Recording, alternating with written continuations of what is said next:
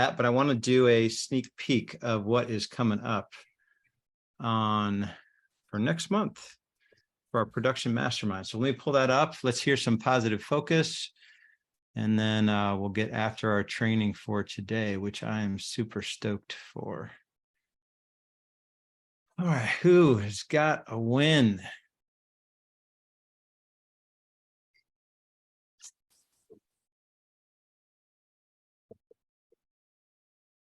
Annalise, are you on here? Let me see. Client care. Can you do me a favor and get me the, I thought you posted the September agenda in Game Changers Nation. If you could get that for me, that would be awesome. Maybe I'll share it at the end. Signed, got a signed buyer's agreement this week. That is awesome. 5 closings last week.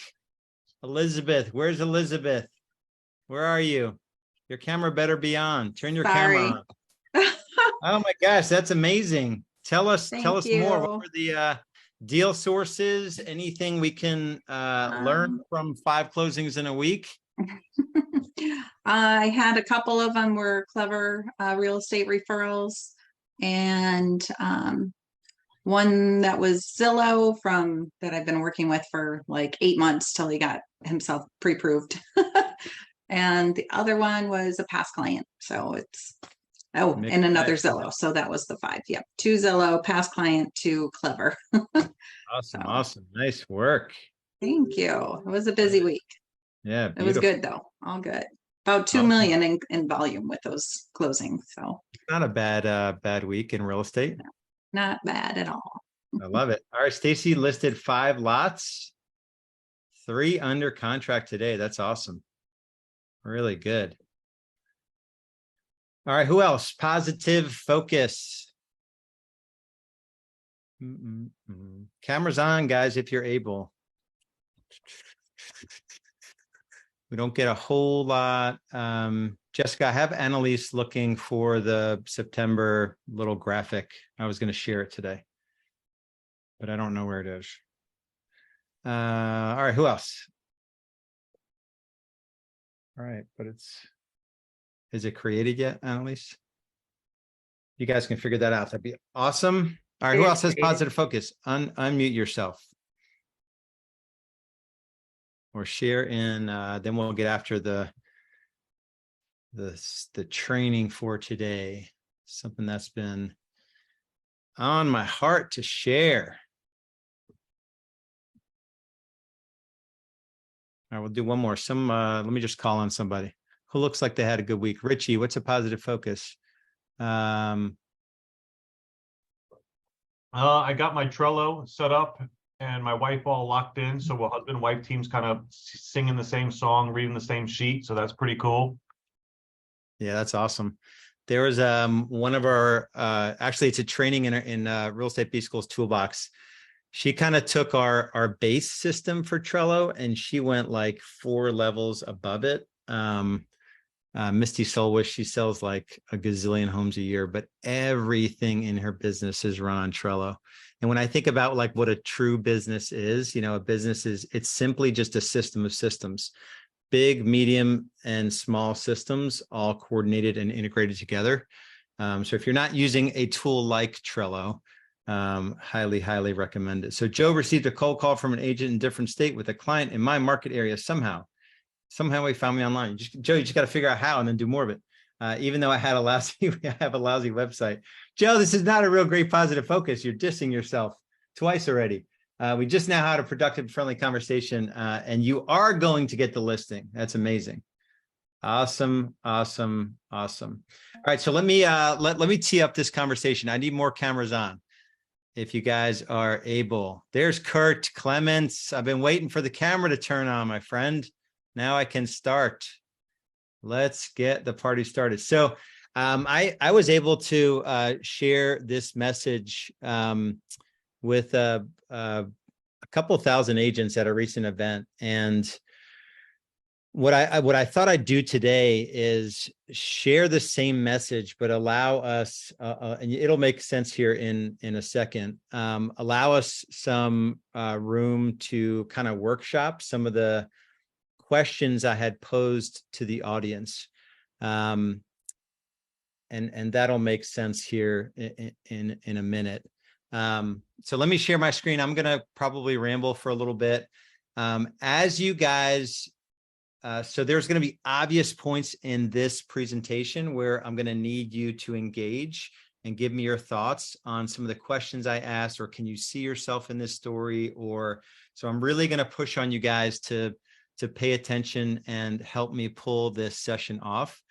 For those of you that do plug in and kind of go on this sort of mini journey with me, there will be some impact and some really good change on the other side for you. So let me find.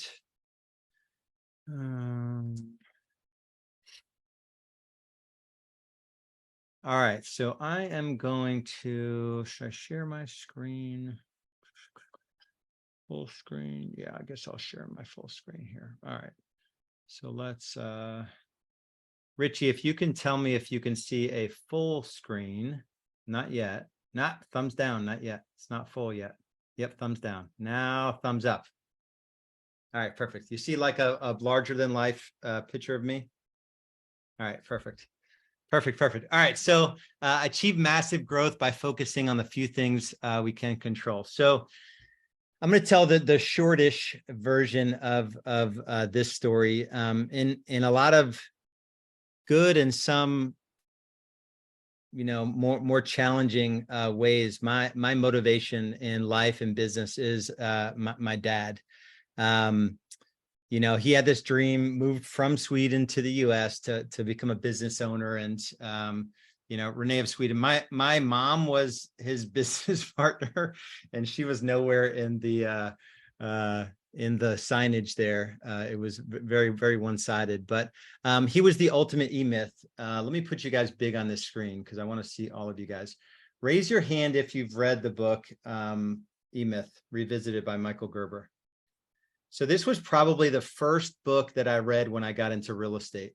And it really doesn't give you, it doesn't give you any tactics or any strategies or anything at all to like swipe and implement in your business, but it shifted my mindset forever. And real quick, E-Myth is that inside each of us, there's 3 personalities, right? If you're in real estate, there's a part of you that we are technicians, right? We are doing the work of a real estate agents. We are, showing homes to buyers. We are doing listing appointments. We're entering listings into MLS. We're doing a whole bunch of other crap, that nobody in their right mind would do to earn the money that we earn, but we do it anyway. That's the technician personality in us. Then there's the manager side, which most real estate agents give no time to the manager.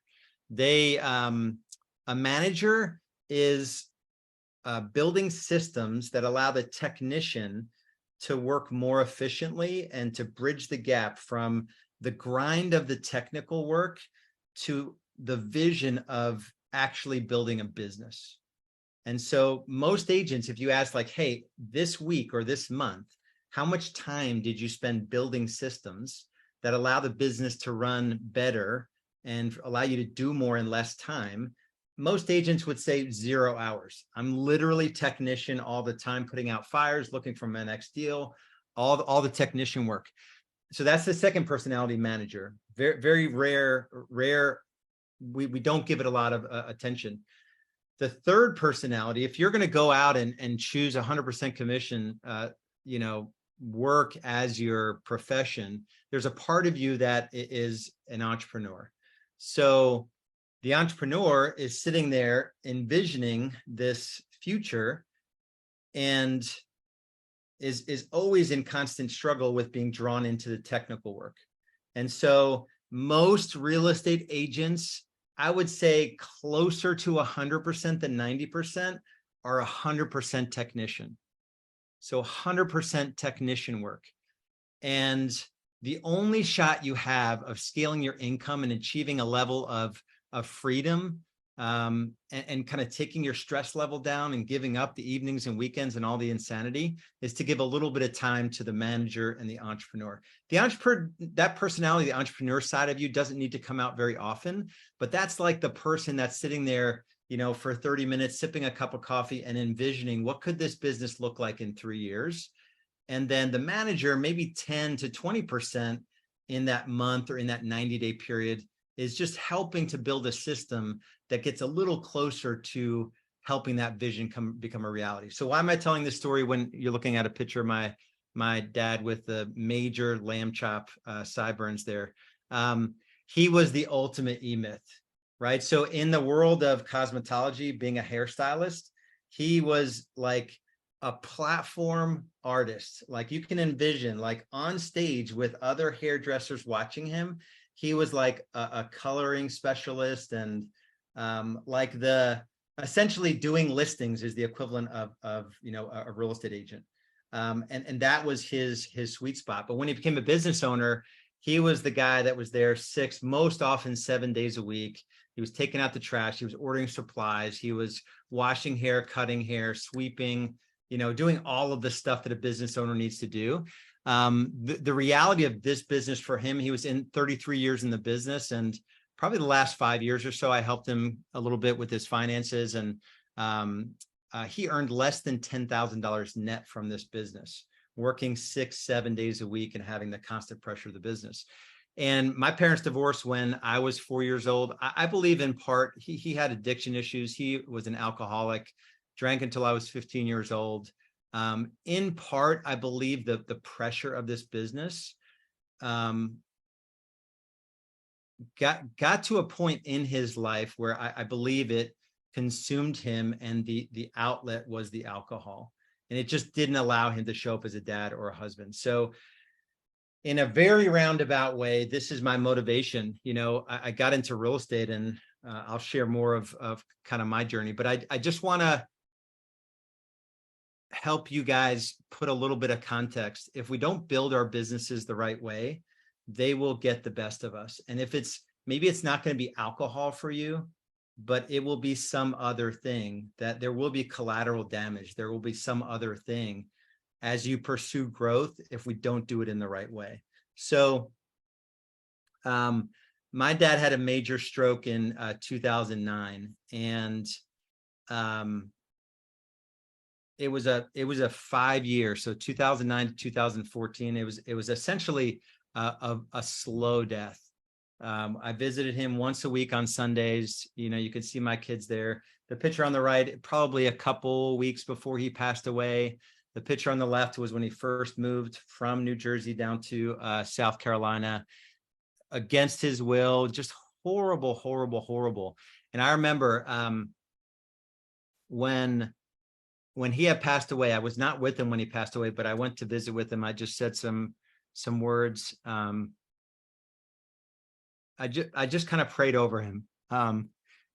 Easily the saddest moment of my life. But what was the most sad part of it was that there was only 2 people I had to call. So my mom, my sister knew that he had passed away. I obviously knew. His sister and one friend. And I was walking out of the hospice facility with all of his belongings in a little box. And there was a VCR in the box. So it was like, there wasn't a lot of room for he didn't have anything to show.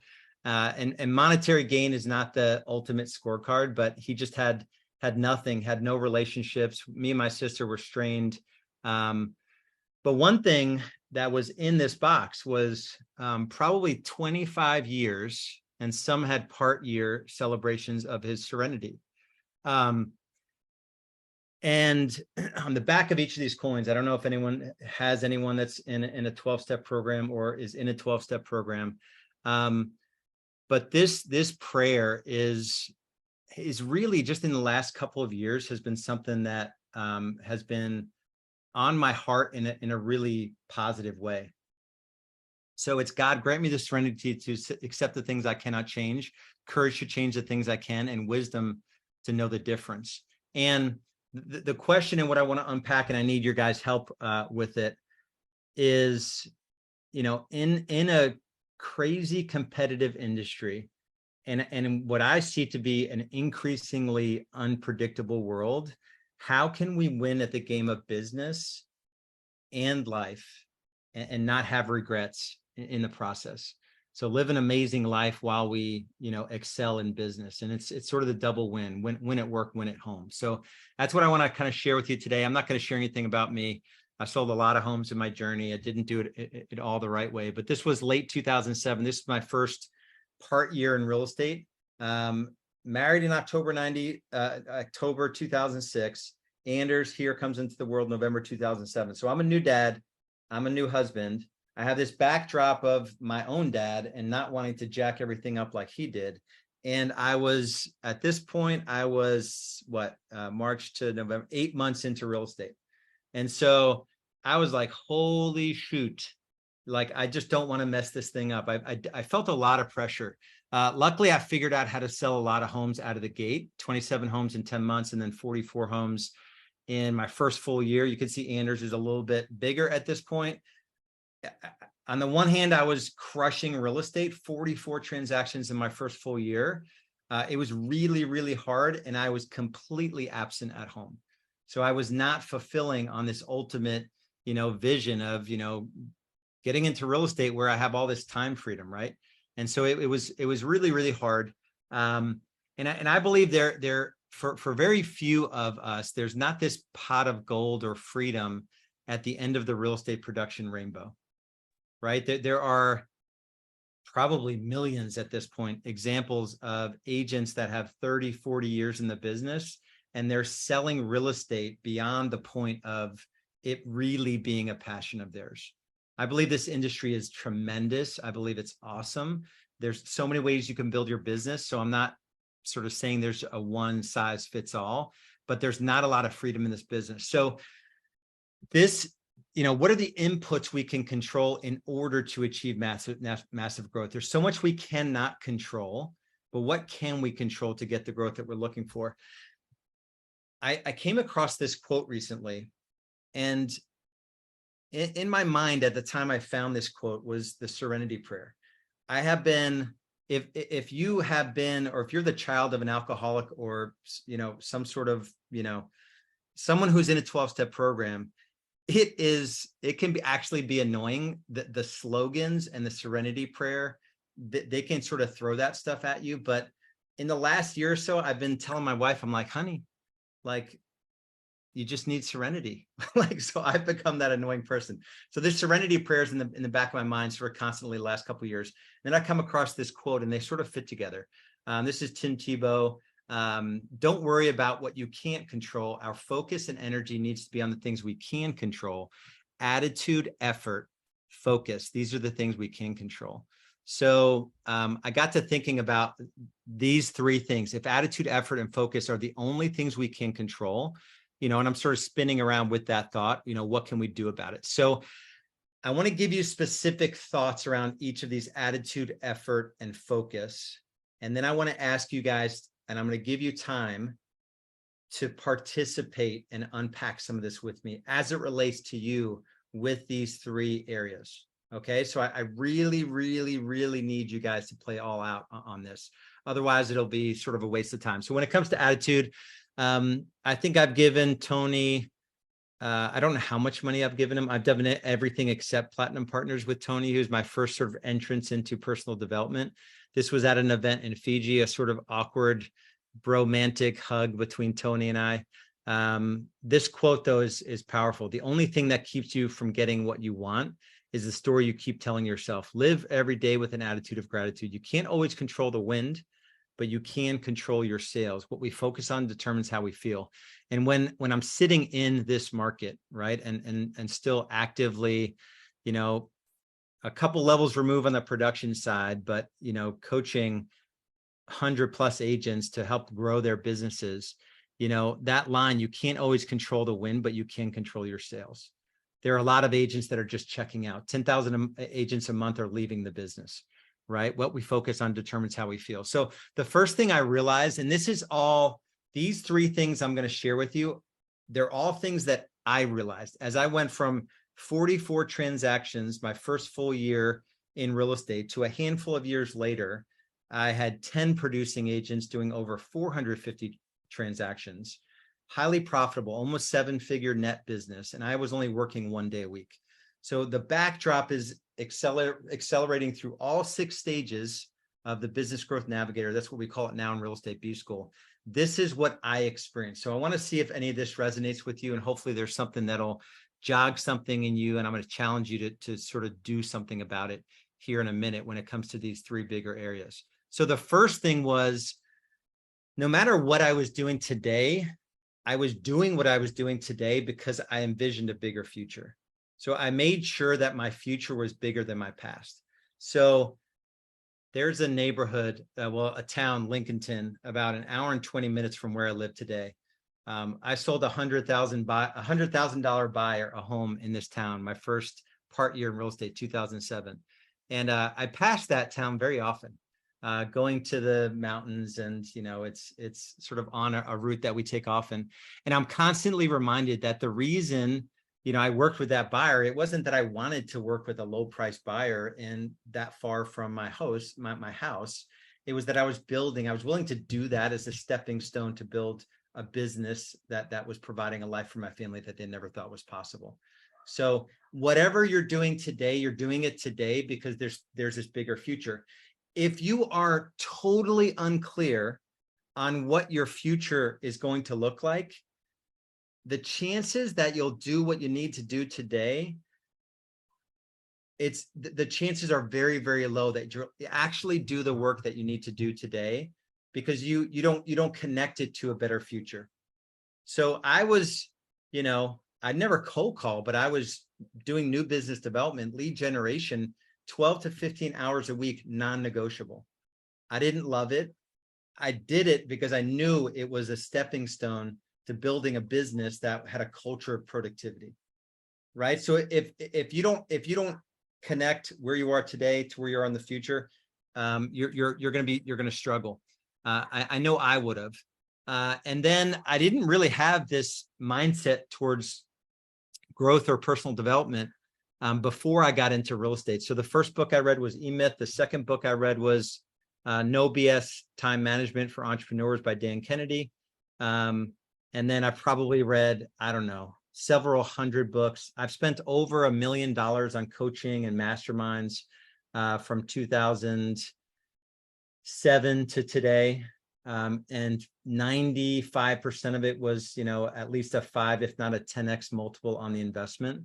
So I just adopted this growth mindset, and there isn't going to be an end to my learning journey, right? So I don't know if anyone's ever read the book, is it Grit by Angela Duckworth, that talks about growth versus fixed mindset? Yeah, okay.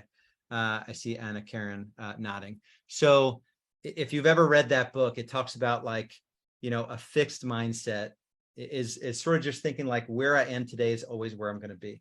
Oftentimes it comes from the wiring that you saw as, kind of growing up and in your family. If you didn't have people in your family that were like making big strides toward big goals, chances are you may think that you're not able to do that. A growth mindset is like, hey, if I see that somebody can do something, I can totally do it. I'm not like trying to land on Mars. I'm not trying to like do something that has never been done before. I'm just trying to build big businesses that impact a ton of people and provide a lifestyle for me and my team, that we never thought was possible. So that was a big one for me. Then the third one for me is just to be grateful for what I do have in my life. Hold on, let me close my door. My dogs are going crazy.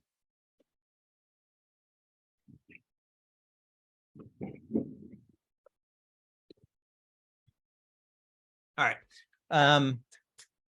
It's easy to fall in this rut, especially, and I'll get into some of the challenges with social media in a little bit, but it's easy to get into a rut of, I wish my life were different.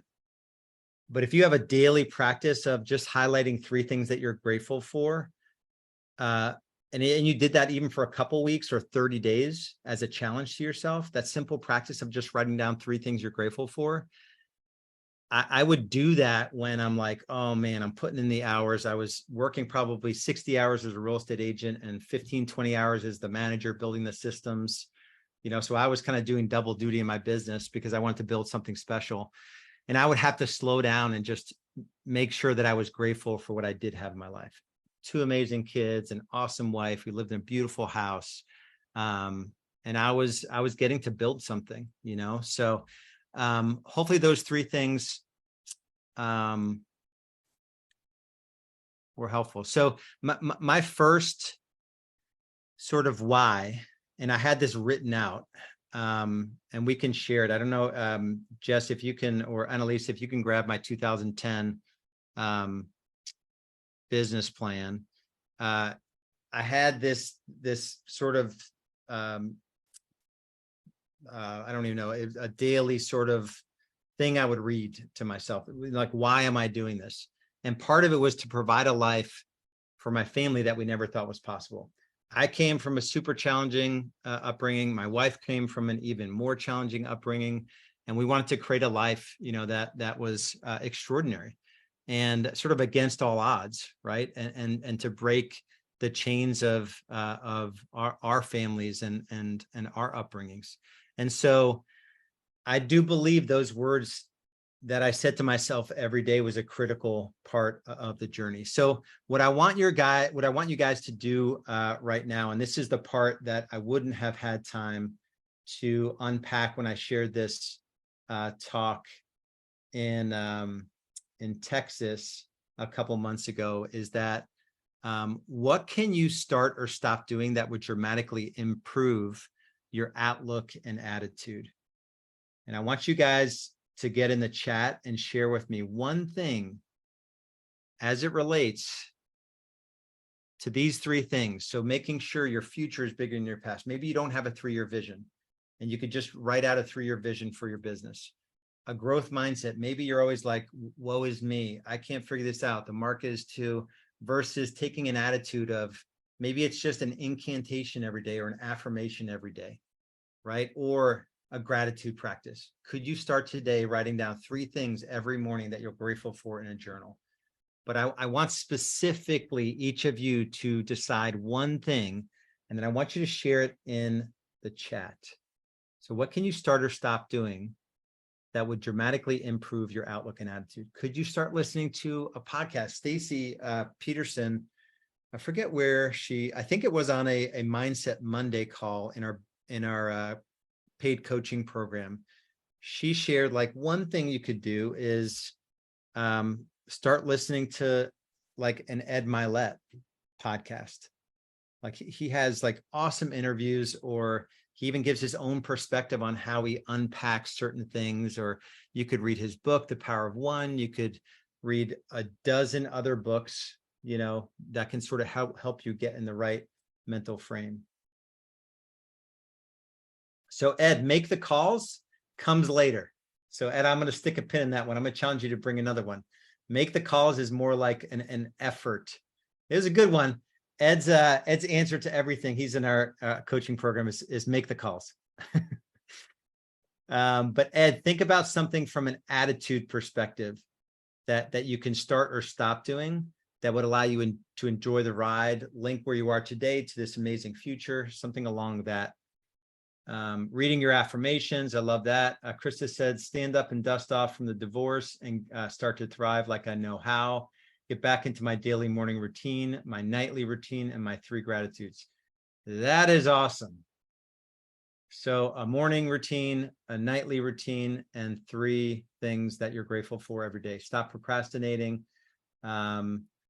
Stop hitting the snooze button at 5 a.m. Yeah, that 5 a.m., man. Anything with a 5 in front of it is hard.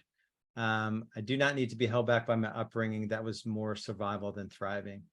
Yeah. So Melissa, I saw you nodding a little bit as I was trying to unpack my story. So there's, I think we all have some stuff, good or bad. We have stuff that, some of our child says, like, I'm afraid for my children. They have 180-degree different childhood than I'm going to have. They're going to have different challenges, entitlement, so maybe some of you had a really easy childhood and it's this comfort, just thinking things are going to come to you versus making them happen. Let me read another couple of these. Wife and I have similar paths as you. Keeping that in its place is challenging.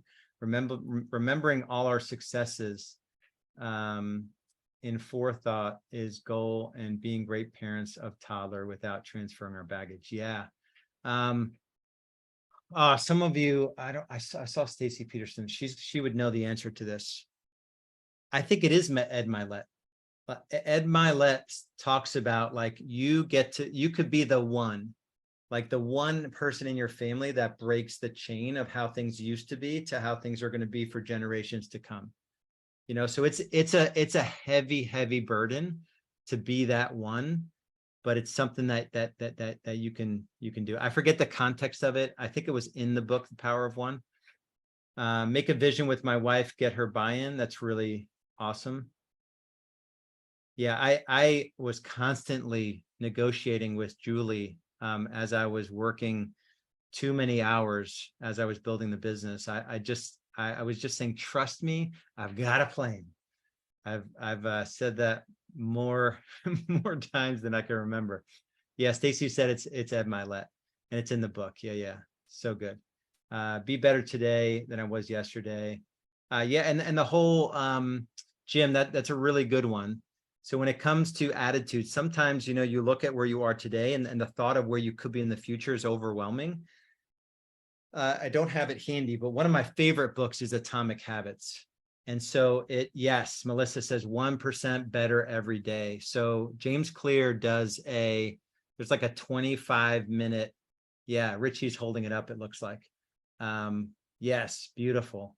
That's a really good book for someone, like if you just have these bad habits that aren't moving you closer to meaningful goals, it does trigger your attitude can get jacked up if you feel like you're too far away. And the reason why they call it atomic atoms are like the smallest whatever of matter. I'm not a science person, but these small habits can have massive consequences on your future. Really, really good. Love Atomic Habits. Let me see if I missed anyone. I don't want to miss anyone. Restart the morning process, wake up early, exercise, read, meditate, journal, get my butt to work. Review old notes from courses and classes and apply them one bite at a time. Honor my time blocks. That is amazing. Stop procrastinating, getting done. Stay focused with routine. Commit to a system. Please share the name again, the author of the book. Yeah, Ed Milet, The Power of One More. I think is the name of it. Time block, 100%. Know that I am the king of my domain. Yeah, it's you versus you. I keep telling my son that, you know, that he's competing for a specific position on the highest level volleyball team at a club level at a pretty high level club in the country. And I'm like, but it's just, he thinks he's competing against these other players. I'm like, you're not.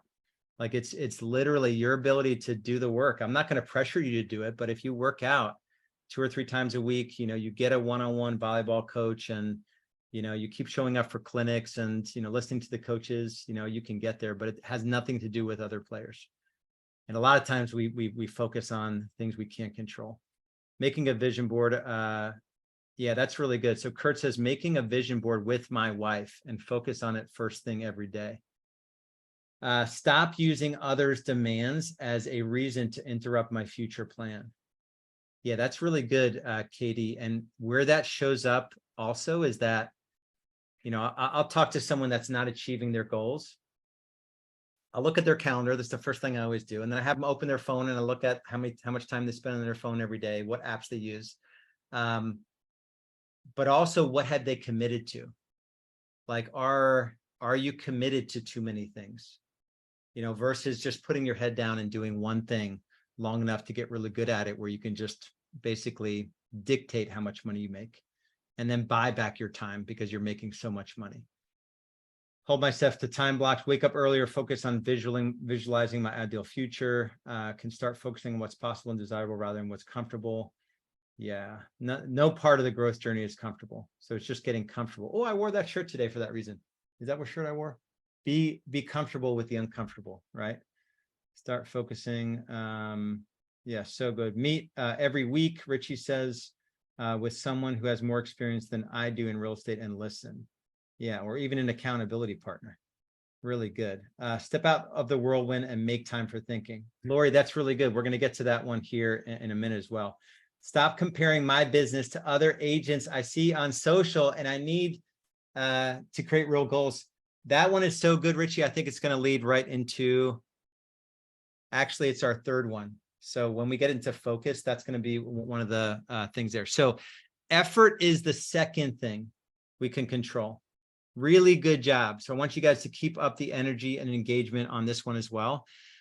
So according to that quote, and I've figured, that there really aren't anything, there's nothing outside of attitude, effort, and focus. The second thing here is effort. I don't have a man crush on many people, but raise your hand if you've read the book Profit First or Clockwork, or he has like 4 other really, really good books. Mike Michalowicz, his mission is to eradicate entrepreneurial poverty. It's 3 words. Like there's so many, we think we're entrepreneurs, we think we're business owners, and then when you really look under, like, how many hours are you working, and do you have anything financially to show for it? And are you going to like die of a heart attack because you're stressed all the time? So this time, money, stress equation, his stuff is really good for it. If you're not running profit first, it's a little hard when you're in real estate and things are lumpy, but the concepts in profit first, I highly, highly recommend. But this quote's really good. I met him, I had at a workshop, and he did like a small session for some of the higher level folks in this group. You can go far on hard work and big dreams, often a hell of a lot farther and faster than people with more education and experience. So the first thing here, when it comes to effort, is to marry the process, divorce the result. So what this looked like for me as I was growing the business, the first stage really is getting busy enough, having as many conversations as I need to have, to meet as many buyers and sellers as I needed to meet, to get them convinced to do business with me, deliver an experience that in the beginning sucked, but I got better at it over time, and then get paid, and then treat them well into the future, and then have them refer business back to us. So the process that I married in the early days was 1 lead source, 1 script, meaningful conversations, as many as I can get in a day.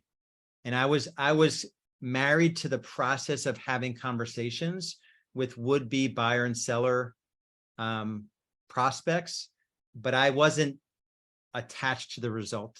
So it wasn't like if my first call of the day led to an appointment set, I would stop for the day. I was committed to having at least 25 meaningful conversations a day. I was committed to a minimum of 12 hours, laser focused. Even if it was in the car and it was a printout of my past clients, I was going to make the calls, right? So I was marrying the process until I got to a point where I didn't have to do that as much. Then I was married to the process of finding, an admin that can help me, and building systems out and getting my admin to take over 80% of the work that a real estate agent does is administrative in nature. And that allowed me to scale a little bit more. And then it was marrying the process of trying to bring others, other agents into my world, and build a system that allowed them to make a ton more money than they could on their own, and have less stress as a result of it, and not have to work as many hours. So each of these processes, I was married. I didn't give up, building a team or bringing agents into my team because I had a bad hire, right? I was married to the process of building a business through leverage.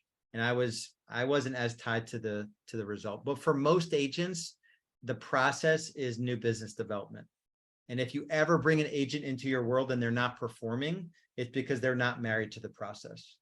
They're too tied to like the no that they get on the call, or I have to make another call or whatever. So that was really, really powerful for me. Number 2, I wore the shirt today, is there wasn't a part of the process that was really comfortable for me. So I'm not naturally extroverted. I didn't have meaningful sales experience when I got into real estate. I had never built a business before, built marketing systems, or, I was willing to invest in coaches and mentors, and I was willing to do things even if it made me uncomfortable. And that include, honestly, just calling people. I was very, very uncomfortable. I had the highest level of call reluctance that you could possibly have. But for 3 years, pretty consistently, I was 12 to 15 hours a week where I would do that thing because I know it was going to get me to the next level, which allowed me to buy back some of my time. So what does that look like for you? What are the things you're avoiding because you know it's going to get you uncomfortable? And then the third thing, this one is a big one for me, and we've already heard some of it, and hopefully we'll hear more of it. I had to be honest about where I was spending my time. That's why if I get on the phone with somebody who's like, it's pretty easy to tell where you are in your life. I can look at your calendar. You can show me your bank accounts. I can draw blood. I can talk to your spouse. I can easily get a sense of where you are. But it starts with you being honest with yourself about where you're spending your time. All the decisions, for the most part, with some exceptions, all the decisions you've made with your time have led you to the point where you are financially and your schedule today. And that's just an honest, like, it is what it is. Let's accept it. Let's move forward from it. But I had to be really honest about where I was spending my time. And that included letting go of things I really loved to do, but I knew somebody else can do them better than I could. And it could allow me to move into areas of the business where I could have more impact, right? So shedding things as I was growing over time. So this was me ruining my first family vacation. At the time, I didn't know why my wife was taking pictures, although now it's really convenient. When it came to effort, though, every day I would tell myself, and it's a double negative, but I think it says the right thing. Nobody can tell me I can't sell a home today. So I went out every day and I was going to sell a home. I was going to get a buyer under contract, or I was going to get a listing sold. And this was in the crappiest years of real estate. You guys think, this market is hard. I promise you in 2009, 10, and 11, it was suck city. We went from 15,000 agents in our market to 5,000 agents in our market. You were sort of stupid if you stayed in real estate. And I was just head down. I was like, I guess just stupid enough to actually do the work. And, but I would just tell myself, nobody can tell me I can't sell a home today. So when you think about effort, the amount of effort you're putting into your business, what can you start or stop doing today or this week that would dramatically, 2, 3, 10x increase your results or your effort? I want you guys to get in the chat. What can you start or stop doing that can, and some of them actually are overlaps from the first part. Honoring time blocks, that's a really good one. But I want you guys to write down some thoughts, calls, making those new business development calls. Yeah, there is not a thriving business, a service business that doesn't have a majority of the time of the salesperson in the business focused on new business development. And just so you guys know, if you're not familiar with the term, new business development has two parts. Lead generation, which is a first-time conversation with a would-be buyer and seller, and lead follow-up. Two different activities. If you're crushing new business development, you're doing 3 hours of lead generation and 1 hour of lead follow-up every day. 2.5 and 30 minutes at a minimum. So 3-hour time block total, but different activities. 90+% of people you talk to for the first time are not ready to meet with you, and they're not even 3 months from transacting. So the lead follow-up is where all the money's made. All right. So in terms of effort and results, committing to a calling schedule. I love that. Make the uncomfortable calls. Love that. Keeping my word to myself. Anna Karen says, the way I keep my word to others, keeping my word to myself, the way I keep my word to others, so I can continue to rebuild self-trust, worth, confidence after divorce. Really good share. Prospecting expireds in my city, says Charles. Protecting my time. That's a really good one, Melissa. Yeah, it's hard to, if you have a deal blowing up, or you have trying to get a buyer under contract, or if you're listing with offers coming in and you've committed to a morning time block of new business development, protecting that time block basically as if it was a listing appointment. Right? You wouldn't be working a deal on a listing appointment. So just pretend you have a couple listing appointments back to back every morning, and you're not going to be on your phone, and you're not going to be in your email. Awesome. Live by a schedule, not by what comes up. Yeah, live by a schedule. Time. Yeah, we have an exercise. We've done it on these calls, but it's called the ideal week. And we create it once a quarter and we live into it throughout that quarter and we revise it every quarter. Really, really powerful. Stop messing with email and start talking to more people. 100%. Michael, you could make the decision to get out of email 99% if you wanted to. I got a Proton Mail account. So I just got like a totally out of Gmail altogether. I actually got it for my crypto stuff that I do, but now I use it as my personal email. And I do sneak in, and Annalise is going to call me out if I'm not honest. There are times where I go into my email and I'm just finding one email and I'll triage a bunch of emails. I can't even help myself. It's like an addiction. But you can give up your email. And I've got really personal stuff in my email that I just let her read. And I'm like, forward me the stuff that I really need. And it's taken me down probably from 90 minutes of email a day to maybe 5 minutes. Because it's an obsession. That's like an OCD control issue. Do the actual follow-up, really good. Honoring my time blocks more, watching social media less. Yeah, it's really good. Committing to, my wife was in a Bible study, and the leader, my wife shared that, she struggles with social media. She's on there. She has like the fun things she likes about it. But then it's the other parts of it where you feel like, less than as you're surfing. And the girl that Selena's her name, she said, well, take it off your phone now. And Julie was like, what do you mean? She's like, just take it off your phone. And so Julie begrudgingly took Facebook off her phone. And that was months and months ago.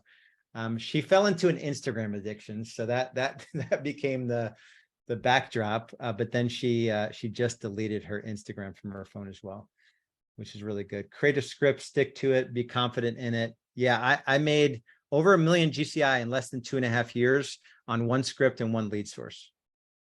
And I didn't do anything else. We did one script, one lead source. Going all in on newly discovered niche. Does someone have a weekly calendar? Yes, we do, Steve. I don't know if I'm going to have time to share it now. But we do. I literally have a Google Calendar that I can give you the link to. Okay, that's good. Let me hustle here because I don't want to run out of time. So focus is the third thing we can control, and you guys are doing amazingly awesome. So another person I practiced under for a period of time was Bruce Lee, and he said, I fear not the man who has practiced 10,000 kicks once, but I fear the man who has practiced one kick 10,000 times. So three things here. This is from a Christian business owners group that I'm in, and these guys have no really self-interest in my business, but they know everything about me personally and professionally, all of the bad stuff, all of my inadequacies, the things I struggle with, the things you never tell anyone. These 12 guys know everything. And this saying, if you really understand it, it is powerful. And I highly recommend you write it down. Priorities are what we do. Everything else is just talk. So in this group, we believe that God gives us enough time to accomplish the things that are really important. It's so easy to give time to a bunch of other crap. So if your priorities are your faith, your family, and your business, and then in all practical, like in reality, you're not spending any time in prayer or whatever, you're not really present with your family and feeding into them, and all of your time is business, and then you rationalize you're so stressed out that you get to decompress with ESPN or social media or binge watching whatever. And I've done all of it, so there's no judgment here. But get clear on your priorities, and then everything else will sort of go to the wayside.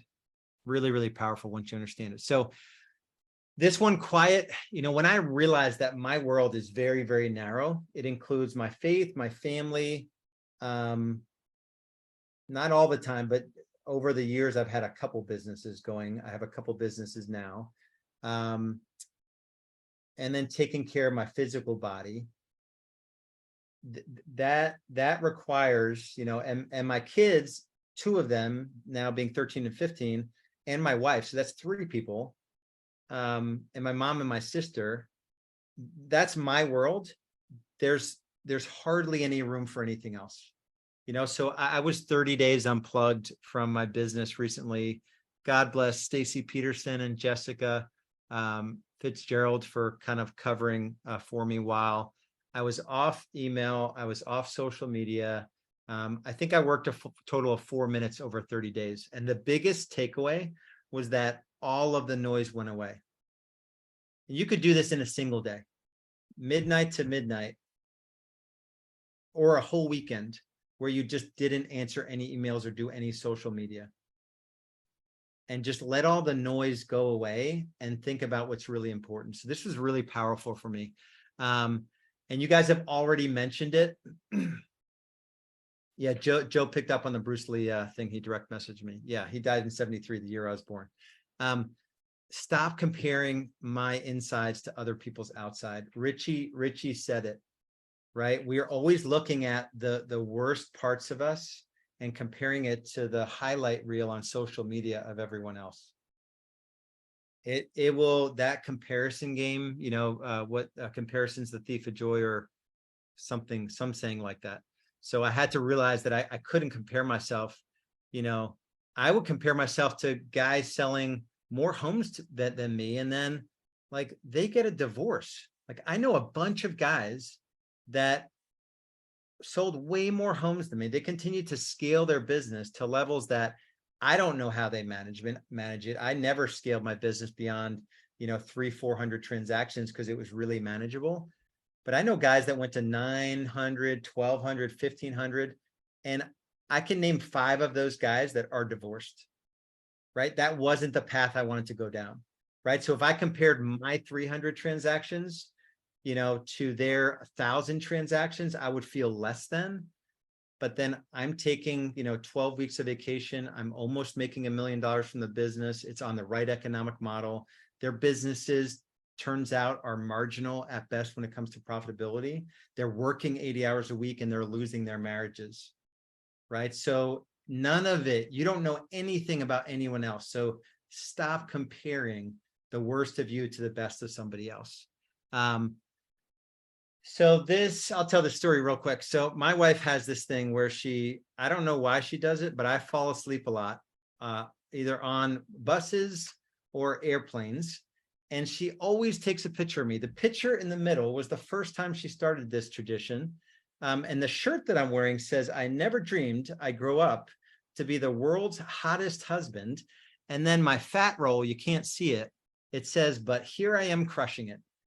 When I woke up, she pointed her phone at me and she was laughing. And guess what the first thing I said was?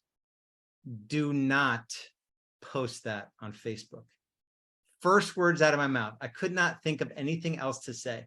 I later used that picture in my most successful ad ever for Real Estate B School, because nobody shares the reality of their life, right? So I think if all of us were to share like the brutal reality of how hard marriage is, how hard business is, how hard it is to stay in shape and keep, and manage all of that, how hard parenting is, right? We're all sort of one-upping each other every chance we get. So let's end it with this. I'm going to end, but I want you to think about and get in the chat. What can you start or stop doing that would dramatically increase your focus and your clarity, right? So when you think of these things, stop comparing yourself. Social media could be a clue here. Are you using social media for business, or are you using it to compare yourself with others? Just what can you eliminate from your world, and what are your actual priorities? So drop some stuff in the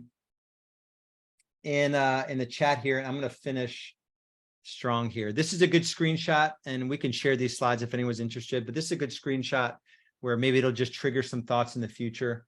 I'll share the ideal week. It's actually in my Google. It's in my Google Calendar. This is a good ender. So I spent a few years in Dan Sullivan's top level strategic coach, and for some of you, this is going to hit home. I know it does for me. Someone once told me the definition of hell the last day you have on earth, the person you became will meet the person you could have become. That's pretty cool. I like that. You know, we have a lot more in us than we think or give ourselves the potential to achieve. So hopefully that's encouraging. And here's the thing, there's no shame or blame or feeling less than for where you are today. Dan Sullivan shared with me probably one of the most powerful things in the $1 million+ I've spent on all the crap I've been a part of. He said, everything you've experienced up to this point, good, bad, and ugly, is R&D, research and development, or fuel for future growth. So you may not be happy with your finances or your relationships or your physical body or your faith journey or whatever it is, or your relationship with your kids, but just take all of the experiences to date as fuel for future growth. And I'll just end it with this because we're pretty much, I'm going to share that ideal week calendar, but my prayer for all of us, faith aside, is for all of us to have serenity, to accept the things we cannot change, courage to change the things we can, and the wisdom to know the difference. It's just not about what you believe from a faith perspective. This is my prayer for you. It's just to have the serenity. And this is my prayer for myself. Like I think I can control everything, and it's just not reality. So, and then in honor of, who was it? Ed, you know, it's not whether or not it works, you know, this game of real estate, it's whether or not, you know, you will do the work and be introspective and look at, you know, the tough parts of the journey. I forget who asked about it, but I'm going to share the ideal week here real quick, because I do believe a lot of this comes down to a calendar. Let me, wait, where the heck did it go? My calendars. All right. So ideal week. So your weeks should look something like this. You should have your week on recurring. Everything should be recurring in your calendar. And you're just replacing, you know, so you should have appointment time slots in the afternoon and maybe a couple early evenings, or maybe Saturday by appointment only. New business development time blocks, right? So there's no guesswork. What would I do if this was my calendar at 8:30 on Tuesday? Let me go check. New business development. Same thing I did yesterday. Same thing I'm going to do tomorrow. And just to organize your calendar in a way where you're not going to let go of those things. You know, the things generally I put in red on my calendar are more, you know, either I'm feeding myself, it's self-care, or it's family stuff, or, you know, date night, or those sorts of things. Green is money. You know, that's when I'm either generating business or I'm acquiring business or even planning. I've got more colors in my calendar now. Work on business time blocks. So that's the manager in me. You know, if I don't work on my business every week, I'm going to have the same freaking business next week that I did this week. It's the grind of real estate, and you're not building a different business for the future. So we can share this for those of you that are in Google Calendar. Let me see if I can quickly grab the link here. Public calendar. Yeah, I believe this link will work. We'll pull up as like a secondary calendar for those of you that are in Google Calendar. Let me just end with a couple of, got to jump off, stop trying to know what others are thinking about me, just start talking to people. Love it better and more focused time. Meditate more, start my jujitsu business. Oh, I have a jujitsu story. I got a concussion my second time doing jujitsu and I retired early. I had grand visions for being like a jujitsu master, though. Just it never really happened. You guys are welcome. This was a little bit off the like more listings. This was a different vibe call today, but I believe it's a foundational call. Kathy needs to say more, say no to more things that pop up. Yeah, another mentor, Michael Hyatt, told me once, and I've never forgotten this. No is a complete sentence. Like, hey, can you help me with this? Nope. I can't. Can you do this now? Nope, I can't. I'm in a time block. Really good. You guys were awesome today. I appreciate you playing all out and think about these things. We'll share these slides. Maybe we can share, Annalise or Jessica, we can share a PDF of these slides in, Thanks, Matt. yeah, you guys are welcome in Real Estate B School and in Game Changers Nation. Much love, everyone. Much respect for doing the tough work. And we'll see you guys next week. You guys be good. Bye-bye.